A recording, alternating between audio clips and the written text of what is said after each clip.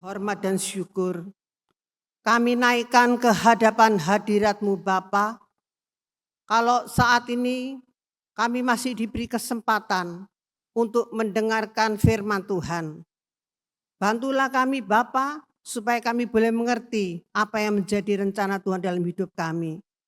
Tolonglah kami hamba-Mu yang terbatas ini, beri kami hikmat-Mu yang dari sorga, supaya apa yang kami beritakan semuanya berasal dari Engkau.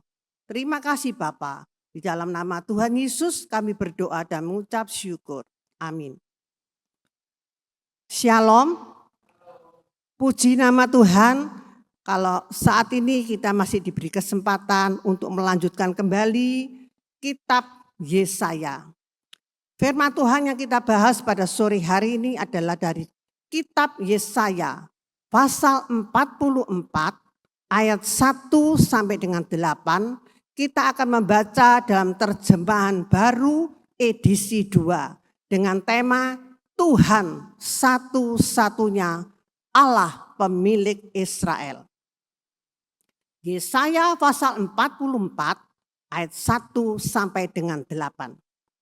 Namun sekarang dengarlah, hai Yakub hambaku dan hai Israel yang telah kupilih. Beginilah firman Tuhan yang menjadikan engkau, yang membentuk engkau sejak dari kandungan dan yang menolong engkau. Janganlah takut, hai hambaku Yakub dan hai Yesyurun yang telah kupilih. Sebab aku akan mencurahkan air ke atas tanah yang haus dan hujan lebat ke atas tanah yang kering. Aku akan mencurahkan rohku ke atas keturunanmu dan berkatku ke atas anak cucumu. Mereka akan tumbuh di antara rumput seperti pohon-pohon gandarusa di tepi aliran air. Yang satu akan berkata, aku milik Tuhan. Yang lain menyebut dirinya dengan nama Yakub. Dan yang lainnya lagi menuliskan pada tangannya, bagi Tuhan. Dan menggelari dirinya dengan nama Israel. Beginilah firman Tuhan, Raja dan penebus Israel, Tuhan semesta alam. Akulah yang terdahulu dan akulah yang terkemudian. Tidak ada ilah selain aku. Siapakah seperti aku? Biarlah ia berseru, biarlah ia memberitahukan dan memaparkannya kepadaku. Siapakah yang mengabarkan dari dahulu kala hal-hal yang akan datang? Apa yang akan tiba, biarlah diberitahukan kepada kami. Janganlah gentar dan janganlah takut. Bukankah dari dahulu telah kukabarkan dan kuberitahukan hal itu kepadamu? Kamulah saksi-saksiku. Adakah ilah selain aku? Tidak ada gunung batu yang lain. Tidak ada ku kenal. Amin. Dalam kitab Yesaya pasal 43 dimulai dengan kata-kata namun sekarang yang mengantar kepada janji Allah untuk membebaskan umatnya dari negeri asing dan ditutup dengan celaan keras terhadap orang Israel. Sedangkan dalam kitab Yesaya pasal 44 dimulai dengan namun sekarang yang mengantar kepada kata-kata harapan dan hiburan. Kitab Yesaya pasal 44 ayat 1 sampai dengan 8 dibagi menjadi 2 bagian. Yang pertama ayat 1 sampai dengan 5 berisi sabda Allah tentang keselamatan. Dan yang kedua ayat 6 sampai dengan 8 berisi serangkaian pertanyaan retoris yang menonjolkan Allah sebagai satu-satunya sembahan. Kita akan mulai ayat yang pertama. Namun sekarang, dengarlah, hai Yakub, hambaku, dan hai Israel yang telah kupilih. Namun sekarang, kata-kata itu menandai perbedaan antara sabda penghiburan dalam perikop ini dan sabda celaan dalam perikop sebelumnya. Dengarlah, mula-mula Allah itu menyuruh umatnya untuk mendengarkan apa yang akan dikatakannya. Sedangkan hai Yakub hambaku dan hai Israel yang telah kupilih, berarti nama Yakub itu sama dengan Israel. Di dalam kitab Yesaya pasal 41 ayat 8 dikatakan, tetapi engkau Israel hambaku, umat pilihanku, engkau keturunan Abraham, sahabatku. Jadi orang Israel adalah orang-orang umat pilihan Allah yang disebut juga sebagai sahabat dari Allah. Ayat 2. Beginilah firman Tuhan yang menjadikan engkau, yang membentuk engkau sejak dari kandungan, dan yang menolong engkau. Janganlah takut, hai hambaku Yakub, dan hai Yesyurun yang telah kupilih. Kata-kata yang membentuk engkau sejak dari kandungan, ini sejajar dengan yang menjadikan engkau dan menggambarkan Allah sebagai pencipta.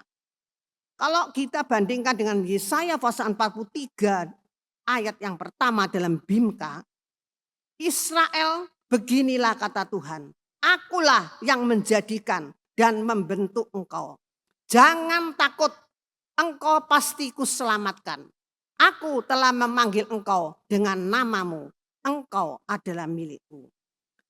Tuhan mengatakan, hanya Israel satu-satunya bangsa yang dibentuk kata Tuhan sejak dari kandungan. Itu artinya kata-kata kiasan yang menunjukkan bahwa hubungan antara Allah dengan bangsa Israel telah terjalin sejak dahulu kala.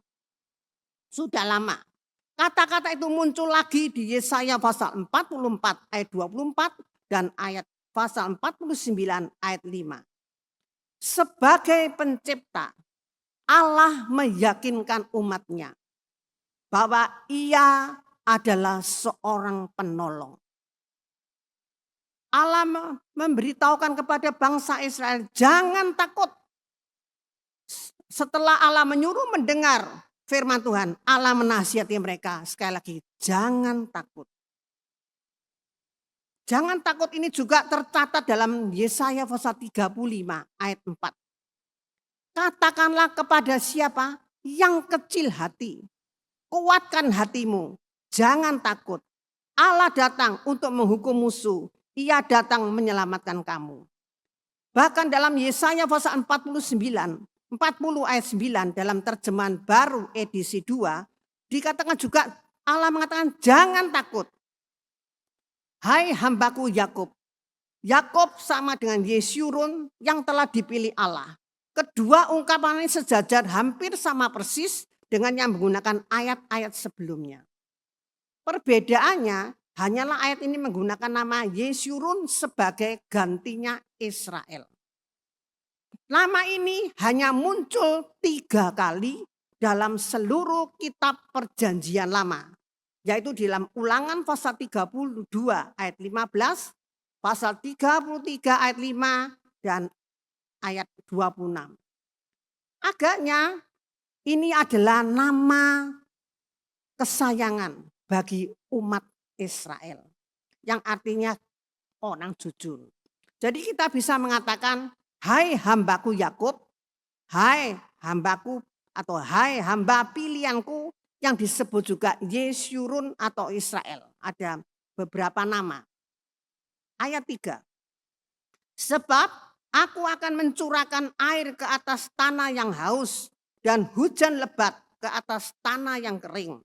Aku akan mencurahkan rohku ke atas keturunanmu dan berkatku ke atas anak cucumu. Mencurahkan air sama dengan hujan lebat. Tanah yang haus sama dengan tanah yang kering. Ini kedua ini sejajar, sama maknanya. Di dalam Yesaya pasal 44 ayat 3, mencurahkan air ke tanah itu sama dengan mengalirkan sungai-sungai di tanah yang gersang.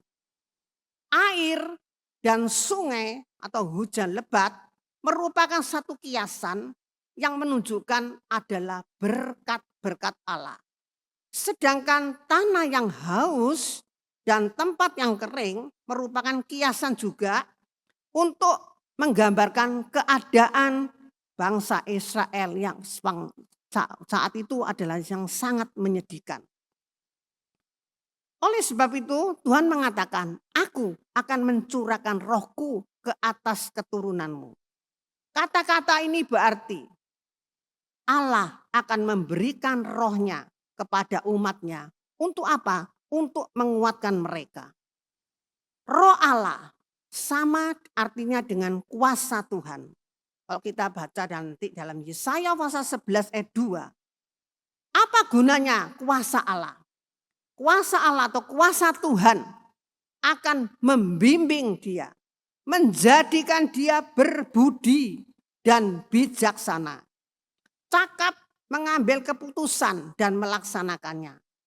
Mengenal kehendak Allah dan takwa kepadanya. Itulah maksudnya roh Allah akan membimbing. Yesaya pasal 42 ayat 1 juga kata Tuhan, inilah hambaku yang kudukung, orang pilihanku yang menyenangkan hatiku. Aku telah memberi kuasaku kepadanya untuk membawa keadilan bagi setiap bangsa. Tuhan berjanji akan mencurahkan kuasanya, yaitu rohnya kepada bangsa Israel. Dan kepada siapa saja diturunkan, kepada berkatnya kepada anak-anak cucunya. Baris yang sejajar dengan sebelumnya, kata mencurahkan, menunjukkan kepada sifat-sifat jasmani. Berkat-berkat Allah ini menunjukkan kepada hal-hal yang bersifat jasmani. Tetapi secara khusus mencakup manusia dan binatang tidak mandul, artinya mempunyai anak serta tanah-tanahnya itu akan subur. Kalau kita lihat dalam kitab Ulangan pasal 7 ayat 12 sampai dengan 14 dalam Bimka, kalau kamu perhatikan perintah-perintah itu dan melakukan dengan setia, maka Tuhan Allahmu pun akan setia kepada perjanjian yang dibuatnya dengan kamu. Ia akan menunjukkan kasih-Nya yang tetap kepada kamu, seperti yang dijanjikannya kepada leluhurmu. Ia akan mengasihi dan memberkati kamu, sehingga anakmu itu banyak dan jumlahmu bertambah-tambah. Ia akan memberkati ladang-ladangmu, sehingga menghasilkan gandum, anggur dan minyak zaitun. Ia akan memberkati kamu, sehingga banyak sapi dan kambing dombamu. Semua berkat itu akan kamu terima di negeri yang diberikan Tuhan kepadamu, sesuai dengan janjinya kepada nenek moyangmu. Dari semua bangsa di dunia, tidak satu pun mendapat berkat begitu berlimpah-limpah seperti kamu. Dari kamu semua dan dari segala ternakmu, tidak satu pun akan mandul. Inilah janji Allah kepada bangsa Israel di tanah tempat mereka diasingkan dan dibuang. Tuhan akan memberkati anak-anak cucunya dengan kuasa dari Tuhan. Berarti anak-anaknya tidak akan mandul, tanamannya subur, hewan-hewannya pun juga dipelihara Tuhan. Di sini berkat yang tercantum di tempat ini melebihi berkat jasmani, mencakup pula hubungan yang akrab dengan Allah. Bahkan di dalam Yesaya pasal 30 ayat 18 dalam Bimka, walaupun begitu Tuhan itu menanti-nantikan saatnya untuk menunjukkan belas kasihannya kepadamu. Ia siap sedia untuk mengasihi kamu. Sebab Tuhan adalah Allah yang melakukan apa yang tepat. Berbahagialah orang yang berharap kepadanya. Inilah janji Allah kepada bangsa Israel di tempat pembuangan di mana mereka menderita, ada satu harapan yang diberikan Allah melalui Nabi Yesaya. Ayat 4. Mereka akan tumbuh di antara rumput seperti pohon-pohon gandarusa di tepi aliran air. Ayat ini membandingkan keturunan orang Israel, yaitu yang disebut mereka, dengan rumput dan pohon gandarusa yang tumbuh di tanah subur. Mereka akan tumbuh di tengah-tengah air. Pohon gandarusa itu ada beberapa sinonimnya. Kalau kita lihat di dalam kitab Yesaya pasal 15 ayat 7 dalam 3 terjemahan, kalau dalam terjemahan lama dikatakan sungai gandarusa. Kalau dalam terjemahan baru edisi 2 disebut Wadi Ha'arabim. Sedangkan dalam Bimka disebut anak sungai Ha'arabim. Itu sama. Jadi gandarusa itu sama. Jadi makna seluruhnya berarti anak-anak orang Israel akan tumbuh seperti tumbuh-tumbuhan dan pohon-pohon yang diairi dengan air dengan baik. Artinya keturunan bangsa Israel akan diberkati oleh Allah. Ayat 5. Yang satu akan berkata, aku milik Tuhan. Yang lain menyebut dirinya dengan nama Yakub. Dan yang lainnya lagi menuliskan pada tangannya bagi Tuhan. Dan menggelari dirinya dengan nama Israel. Di sini Allah menyatakan banyak orang akan mendekatkan diri kepada Allah karena melihat bangsa Israel diberkati Tuhan luar biasa. Mereka bisa jadi orang Israel meneguhkan hubungan mereka dengan Allah karena apa yang dilakukan. Namun di sini juga ada kemungkinan adalah orang-orang asing yang melihat bangsa Israel diberkati luar biasa dan mereka juga akan bergabung dengan orang Israel dan mereka akan mengatakan, aku kepunyaan Tuhan, aku menjadi milik Allah. Artinya mereka akan membaktikan diri mereka kepada Allah. Yesaya pasal 44 ayat 5 lebih jelas dikatakan dalam bahasa Indonesia masa kini, seorang demi seorang akan mengaku dirinya milikku dan datang bergabung dengan keturunan Yakub. Masing-masing menulis di tangannya milik Tuhan dan menyebut dirinya anggota umat Allah. Jadi orang-orang asing itu ingin bergabung dengan bangsa Israel supaya mereka menjadi anggota keluarga Allah. Itu maksud dari ayat ini. Dan ada juga mereka yang mengatakan, aku loh kepunyaan Tuhan, aku milik Tuhan. Ini bisa berarti beberapa orang ingin sekali mendekatkan diri dengan Allahnya bangsa Israel. Jadi baris yang pertama sejajar dengan milik Tuhan dan dengan bagi Tuhan. Mereka akan menyebut dirinya Yakub, menyebut dirinya sama dengan menggelari dirinya dengan nama Israel. Jadi menyebut sama dengan menggelari Yakub bersama dengan Israel. Sekarang bagian yang kedua. Yesaya pasal 44 ayat 6 sampai dengan 8. Berisi serangkaian pertanyaan retoris yang menonjolkan Allah sebagai satu-satunya sembahan. Tema ini mengungkapkan tidak ada yang lain, hanya ada satu Allah, yaitu Allah satu-satunya yang disembah bangsa Israel. Ayat 6. Beginilah firman Tuhan, Raja dan penebus Israel, Tuhan semesta alam. Akulah yang terdahulu dan akulah yang terkemudian. Tidak ada ilah selain aku. Kalau kita bandingkan, di sini ada dalam ayat 2, Ada 3 gelar yang disandang Allah, yaitu Raja, Penebus Israel, dan Tuhan semesta alam. Itu dapat kita lihat dalam Yesaya pasal 41 ayat 21 dalam BIMK dan Yesaya 43 ayat 15. Tuhan adalah Raja Israel. Akulah Tuhan Allahmu, Rajamu. Itulah gelar yang disandang Tuhan. Begitu juga dalam Yesaya pasal 43 ayat 14, Tuhan itu disebut juga penebusmu. Dan Yesaya pasal 1 ayat 9 dalam terjemahan baru edisi 2, Tuhan semesta alam. Karena Dia yang menciptakan. Tuhan mengatakan, akulah yang pertama dan yang terakhir. Akulah yang terdahulu dan akulah yang terkemudian.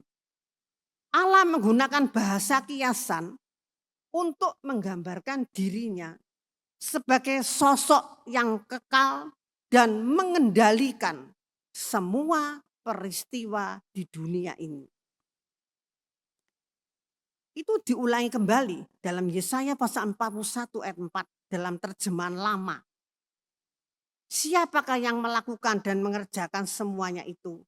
Yang dari dahulu memanggil keturunan-keturunan, aku Tuhan yang terdahulu dan beserta mereka yang terkemudian. Di dalam perjanjian baru pun disantumkan. Wahyu pasal 22 ayat 13 dikatakan, aku adalah Alfa dan Omega. Yang pertama dan yang terkemudian, yang awal dan yang terakhir. Tidak ada Allah lain selain daripada Tuhan. Allah yang berkuasa, Allah yang esa. Tidak ada Allah sebelumnya dan sesudah aku. Dia katakan, aku sendirilah Tuhan. Tidak ada Allah lain yang dapat menyelamatkan. Yesaya pasal 43 ayat 10 sampai dengan 11. Sekarang ayat yang ke-7. Siapakah seperti aku? Biarlah ia berseru, biarlah ia memberitahukan dan memaparkannya kepadaku. Siapakah yang mengabarkan dari dahulu kala hal-hal yang akan datang? Apa yang akan tiba, biarlah diberitahukan kepada kami. Siapakah seperti aku? Ini adalah pertanyaan retoris yang tidak mengharapkan jawaban. Artinya tidak ada yang seperti Allah. Dia istimewa dan tidak ada bandingannya. Ayat 7 ini ada 3 kata kerja. Memberitahukan, memaparkan, dan mengabarkan. Maknanya sama. Kita dapat memandang ketiga anak kalimat ini sebagai tanggapan atas pertanyaan Allah. Ia menantang siapapun yang merasa sebanding dengannya. Dan untuk menyatakan demikian secara terbuka dan resmi. Tidak ada bandingannya. Siapakah yang mengabarkan dari dahulu kala hal-hal yang akan datang? Ini adalah pertanyaan retoris yang kedua. Allah menggunakannya untuk menegaskan bahwa tak seorang pun di masa lalu mampu meramalkan peristiwa-peristiwa yang akan datang dengan tepat. Tidak ada seorang manusia pun. Apa yang akan tiba, biarlah diberitahukan kepadaku. Secara harfiah teks Ibrani mengatakan, dan apa yang akan datang, biarlah mereka memberitahukan kepada mereka. Jadi Allah menantang pihak-pihak lain untuk meramalkan masa depan yang tepat. Tetapi tidak seorang manusia pun dapat meramalkan hal-hal yang akan datang dengan tepat selain dengan Allah. Ayat 8. Janganlah gentar dan janganlah takut. Bukankah dari dahulu telah kukabarkan dan kuberitakan hal itu kepadamu? Kamulah saksi-saksiku. Adakah ilah selain aku? Tidak ada gunung batu yang lain. Tidak ada ku kenal. Sekarang Allah ini berbicara kepada umatnya di negeri tempat mereka dibuang. Umat Israel dikatakan adalah saksi-saksi Tuhan. Allah meyakinkan umat Israel, mereka tidak perlu takut lagi. Karena Allah akan melindungi dia, sebab Tuhan adalah gunung batu. Allah menghibur umatnya, supaya jangan takut apa yang akan terjadi. Yesaya pasal 12 ayat 2 dan Bimka. Sungguh Allah itu penyelamatku. Aku percaya kepadanya. Aku tidak takut sebab ia menguatkan aku. Penyelamatku ialah Allah. Baginya aku menyanyi. Dalam bahasa Indonesia, gentar itu sama dengan takut.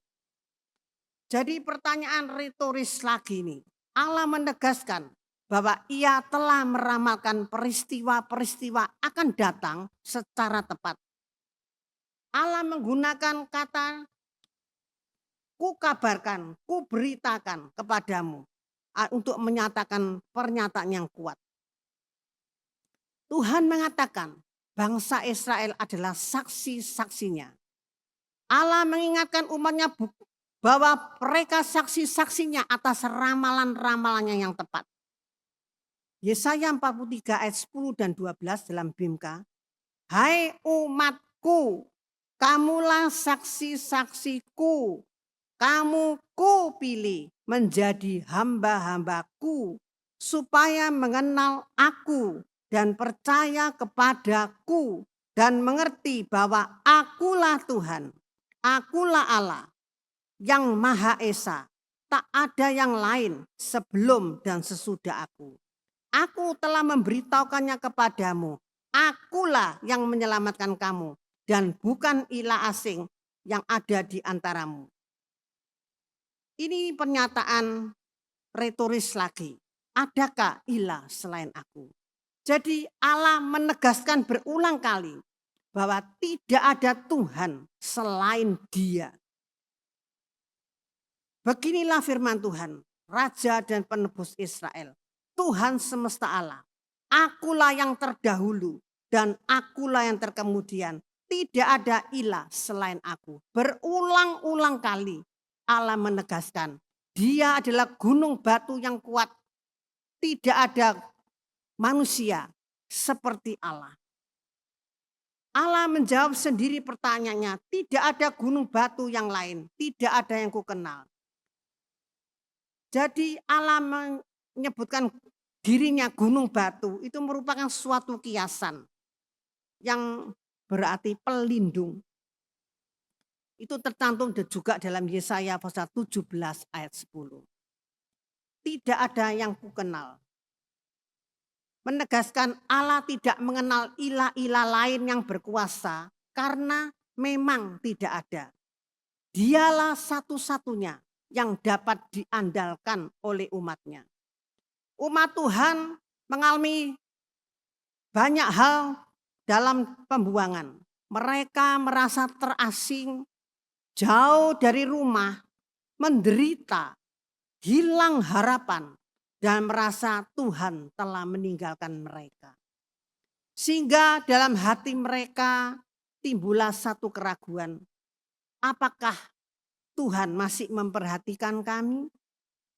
Apakah Tuhan cukup kuat untuk melindungi kami dari musuh dan ancaman yang nyata? Apakah Tuhan masih sanggup melindungi kami? Mungkin kita butuh ilah lain, kekuatan lain, jalan lain. Di saat itu Tuhan berbicara lewat Nabi Yesaya yang mengingatkan bahwa hanya Dia satu-satunya Allah yang benar, Allah yang kekal dan berkuasa atas segala sesuatu. Tidak ada ilah lain yang mampu menyelamatkan, melindungi, atau memberi pengharapan yang sejati selain Dia.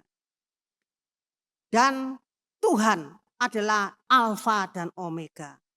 Tuhan tidak pernah berubah dan berhenti menjadi Allah yang sejati dan berkuasa. Dia tidak perlu dibantu oleh ilah-ilah lain.